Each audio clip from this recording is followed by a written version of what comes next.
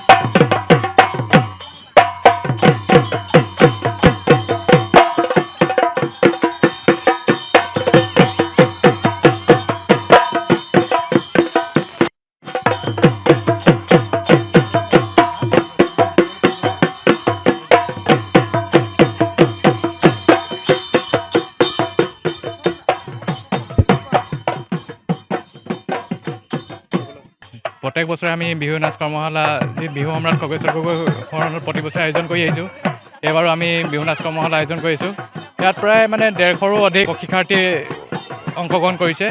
ইয়াত আমি দেখিবলৈ পাইছোঁ বহুতো কণ কণ ছাত্ৰীয়ে অংশগ্ৰহণ কৰিছে, যিসকলে এইবাৰ প্ৰথমবাৰ যি যিহেতু কঁকালে ভাঙিব নাযায়, তেখেতলোকো আহি ইয়াত অংশগ্ৰহণ কৰিছে। আমি নথৈ আনন্দিত হৈছোঁ দেখি পেলানি। কৰ্মশালাত যিসকল শিক্ষাৰ্থী অংশগ্ৰহণ কৰিছে তেখেতসকলক মুকলি বিহুত নাচিবৰ বাবে এখন মঞ্চ প্ৰদান কৰিম।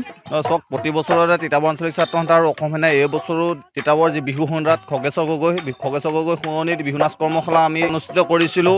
এইবাৰ আমাৰ যি প্ৰশিক্ষাৰ্থী প্ৰায় 150গৰাকী অধিক প্ৰশিক্ষাৰ্থী আমাৰ এই প্ৰশিক্ষণ কাৰ্যত অংশগ্ৰহণ কৰিছে।